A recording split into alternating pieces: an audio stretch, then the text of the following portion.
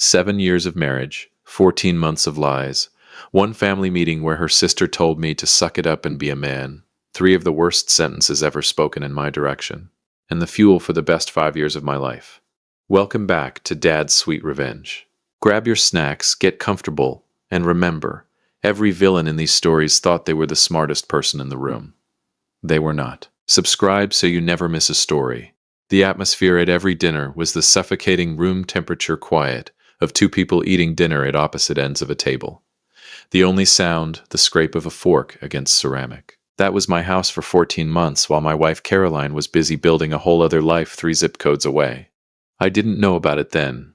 I want to be clear about that because people always ask, how did you not know? And I want to grab them by the collar and say I was working 60-hour weeks trying to build a financial cushion for the family we talked about starting. I was thinking about college funds and down payments on a bigger house.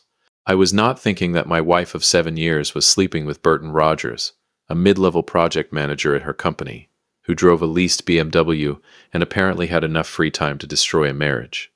I found out the old-fashioned way, a text. Not even to me, a text between Caroline and her sister Alice that Caroline left open on the kitchen counter when she went to take a shower. I wasn't snooping. I was reaching for my coffee mug, and there it was, glowing up at me like a neon sign. Alice, does he know yet? Caroline, no. I can't figure out how to tell him. Alice, you have to. You're showing, Care. I stood there for 45 seconds reading that exchange over and over. Then I heard the shower cut off upstairs. I set the phone back exactly as I'd found it, picked up my coffee, went to the garage, sat in my car for 20 minutes and stared at the oil stain on the concrete floor my father had always promised to clean up before he died. Never did. And now it was mine. I didn't confront her that day. I'm not sure why. Maybe I needed time to confirm what I already knew in the marrow of my bones. Maybe I needed to understand the full shape of the thing before I reacted to it. Or maybe, and this is the one I believe now, some quiet, calculating part of me had already started thinking 3 moves ahead. I hired a private investigator named Jack. He was ex-Dallas PD, late 50s, looked like a man who'd been disappointed by the world so many times he'd made peace with it. He charged $900 a week, and in 12 days he handed me a manila envelope with 53 photographs, phone records, hotel receipts, and a timeline so detailed it had timestamps. 14 months. Not a fling. Not a mistake born of a bad night and too much wine. A relationship. Dinners. Weekend trips. Inside jokes I could tell from the text Jack had pulled. The kind of closeness you build over time, carefully, like something you're proud of. I was not proud of anything. I called my attorney, a sharp woman named Madison, who'd been my company's outside counsel for 3 years. I didn't explain much. I said, I think I'm going to need a divorce. What do I need to do right now? She asked 3 questions, told me not to move any money yet, and said she'd have a strategy ready by Friday. That was the Thursday. The Saturday is when everything went sideways. Caroline's family called a meeting. That's what they called it. A meeting. Like we were reviewing quarterly projections. Her mother Denise, her sister Alice, her father Jack Sr., and 2 of her cousins who hadn't bothered to learn my last name in 7 years, all gathered in Denise's living room in Sugarland, sitting on the good furniture with their hands folded. I drove there, knowing what it was. I didn't know the details, but I knew what it was. Caroline sat across from me. She looked tired. She also looked, I noticed, undeniably pregnant. 4 months, as I'd later find out. The timing tracked exactly with what Jack's timeline had shown me. Burton's. Denise started talking first. She had the energy of a woman who had rehearsed this speech in the mirror, and was now delivering it to a slightly disappointing audience. John, she said, we're all here because we love Caroline, and because we believe in family. And sometimes family means accepting things that are hard.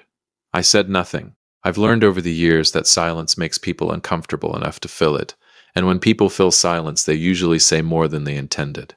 Caroline made a mistake, Denise continued. But that baby didn't make any mistakes, and we're asking you, we're hoping that you can find it in your heart to move forward, together, as a unit. I looked at Caroline. She was staring at the carpet. Move forward, I said, just to hear how it sounded. Be the bigger person, Jack Sr. offered, like that phrase hadn't been invented specifically to make the wronged party shoulder the burden. It takes a real man to step up in a moment like this. And then Alice, Alice, who I had once helped move into her apartment. Alice, whose cat I had driven to the emergency vet at 2 in the morning. Alice, who had been a bridesmaid at our wedding and cried during the vows. Alice leaned forward in her chair and said the thing. John, honestly, it's not like you have kids of your own. You don't have anything to lose here. Suck it up and be a man. I looked at Alice for a long time. She held my gaze for about 4 seconds before she looked away. I didn't yell. I didn't flip a table. I didn't do any of the things I'd been rehearsing in my head for the past 6 days. I just nodded slowly, like a man who was processing something enormous, and said, I appreciate you all being honest with me. I need a few days to think. Denise looked relieved. Jack Sr. nodded approvingly. Alice was already reaching for her phone. Caroline finally looked up at me, and in her eyes, I swear this is true, was not gratitude, not guilt, not even love. It was calculation. She was reading me, trying to figure out what I was going to do. She always was the smart one. She just wasn't smart enough. I signed the divorce papers 11 days later. Madison had done her work thoroughly. Texas is a community property state, but we'd been married 7 years, and I'd been the primary earner for 5 of them. I was entitled to half of everything. I took it. Then I did something nobody saw coming, including me, until about 48 hours after that family meeting, when I was sitting alone in a hotel room eating room service pasta and watching ESPN with the volume off. I liquidated my half, every penny of it. Stocks, savings, my share of the equity we built in the house. All of it moved into a trust that Madison had helped me structure before the divorce was even finalized. Perfectly legal, perfectly clean, properly disclosed in the settlement. Caroline's attorney saw it, said nothing because there was nothing to say. And then I took a job offer I'd been sitting on for 3 months from a consulting firm based in Denver. I had turned it down once, back when I thought I was building something in Houston. Now I called them back, accepted it, and one Thursday morning I packed 2 suitcases, put my remaining furniture in storage, and drove north. I didn't tell anyone I was leaving. Not friends, not family, nobody from Caroline's world. I left a forwarding address with Madison, and that was it. My cell phone number changed. My social media accounts, all of them, went dark. The John Howard who had lived in that house on Magnolia Creek Drive and eaten Sunday dinners with people who didn't respect him simply stopped existing. I didn't know it yet, but that version of me was the best thing I ever walked away from. Denver in November is cold in a way Houston never prepares you for. I rented a 1-bedroom apartment on the 16th floor with a view of the mountains, and I spent the first week doing almost nothing except going for very long runs and sleeping 9 hours a night. My therapist, I found one within the first 2 weeks, which is either a sign of growth or extreme damage, possibly both, said I was in the exhaustion phase of grief. What comes after exhaustion? I asked her. Clarity, she said, if you're lucky. I didn't know that yet either. The consulting firm put me on a major infrastructure project, and within 4 months I was running my own division. I was good at the work. I had always been good at the work. That was never the problem. The problem was that for 7 years the work had been in service of something that turned out to be hollow. Now it was in service of just me, which sounds selfish until you've spent a decade pouring yourself into a vessel that had a crack in the bottom the whole time. I met Denise, not Caroline's mother, a different Denise, which the universe thought was hilarious.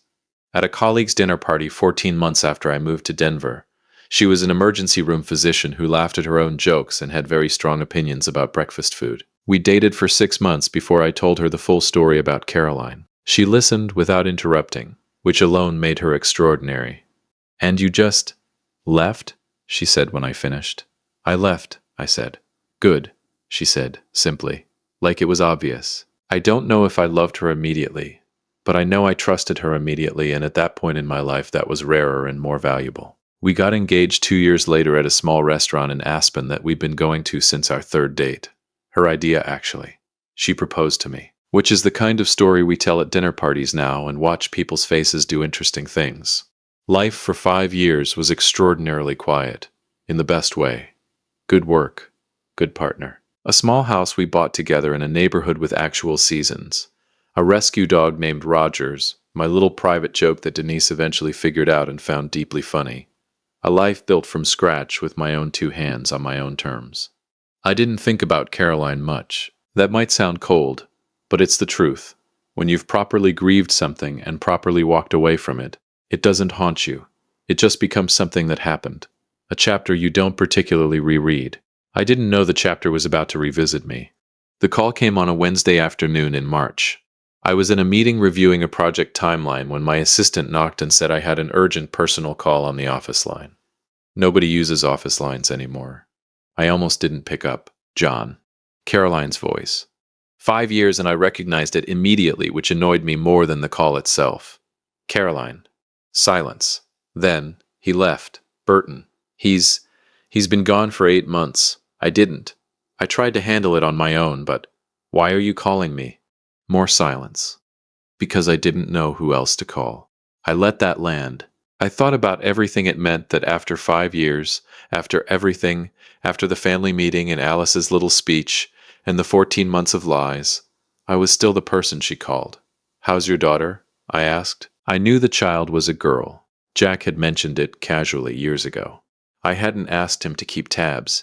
He'd simply noted it in passing and I'd filed it away somewhere I didn't visit often. She's 4, Caroline said. Her name is Madison. A pause. She looks like him. I can't. Her voice broke. It's really hard, John. I imagine it is, I said. I know I don't have any right to ask you for anything. I know that. I needed to hear a voice that knew me. I thought about what I wanted to say for a very long time. Long enough that Caroline said John, twice to make sure I was still there. I hear you, I said finally. I'm sorry it's hard. You're going to figure it out. You're resourceful. You always were.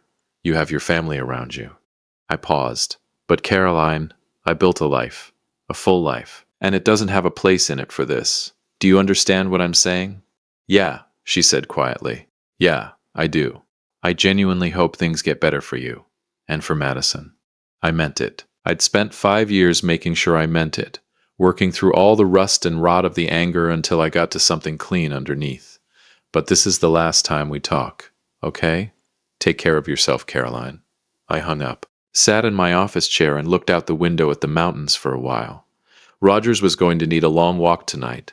I'd pick up something nice for dinner, maybe call Denise and see if she could leave the hospital early. I felt almost nothing, which is the thing that would have frightened the version of me from 5 years ago. That John Howard would have expected to feel victorious, or sad, or vindicated, or some complicated cocktail of all three.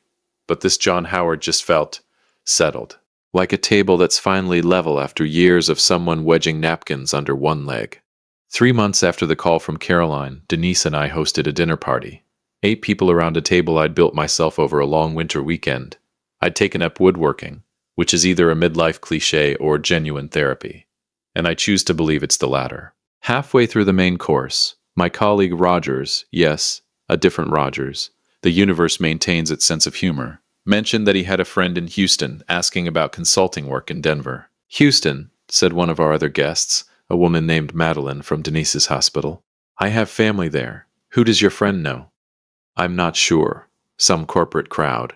Her ex-husband apparently used to run in finance circles there. I watched the conversation spiral the way dinner party conversations do. Names bouncing around, 6 degrees tightening. I watched my wife across the table refill someone's wine glass and laugh at something, and reach over to scratch Rogers the dog behind the ear without looking.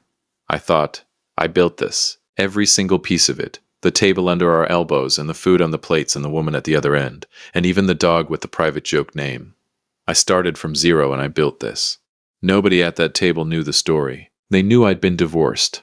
We'd mentioned it in the offhand way adults mention past chapters. They didn't know about 14 months, about a family meeting in Sugarland, about an envelope of 53 photographs, about a woman named Alice who'd told me I had nothing to lose.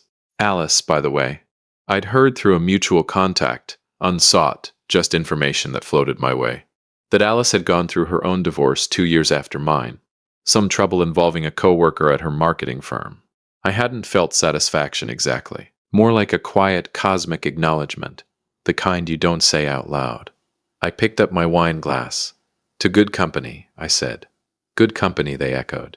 I didn't know, sitting there, that Caroline had called Alice that same week and told her about our conversation. I didn't know that Alice had apparently cried, that the family that had once sat across from me in Denise's living room and asked me to suck it up and be a man had spent 5 years watching me vanish and wondering, in their quieter moments, what that said about them. I didn't know any of that, but I suspected it, and suspecting it was enough. Here's what nobody tells you about the long game. It's not actually about revenge. I know that sounds like the kind of thing you say in therapy after you've already gotten everything you wanted, but stay with me. When I drove away from Houston with 2 suitcases and a forwarding address, I was not executing a plan. I was just surviving. I was putting one foot in front of the other because the alternative, staying, absorbing the impact, rebuilding around the wreckage of what Caroline had done, felt like choosing to live in a condemned building because the rent was familiar. The plan built itself. Every good decision I made in Denver, the therapy, the job, finding Denise, the dog, the dinner parties, the table I built with my own hands, stacked up into something that looked from the outside like a carefully orchestrated triumph.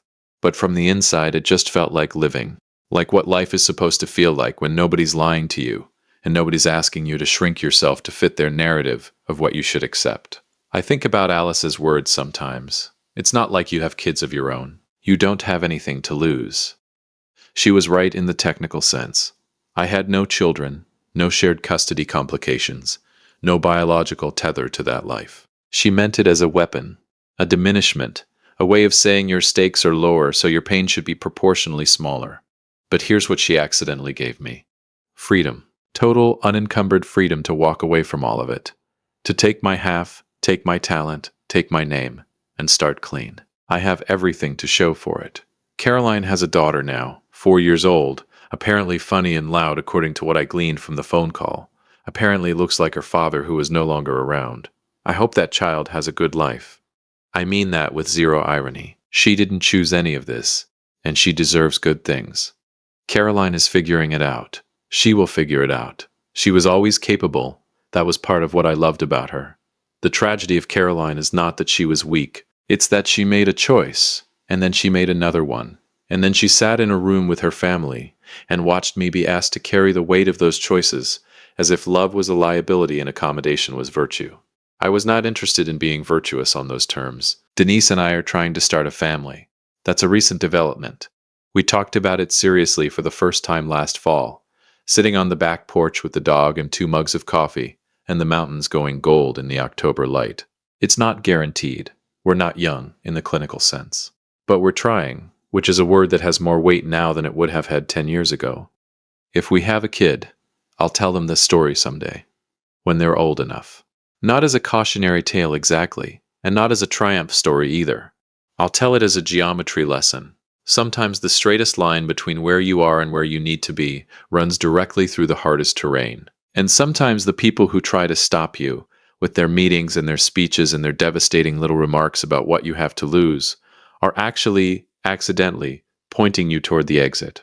Take the exit. 5 years later, in a house I own outright, with a woman who proposed to me in a restaurant in Aspen, with a dog named Roger sleeping on a rug I picked out myself, I can tell you with complete certainty.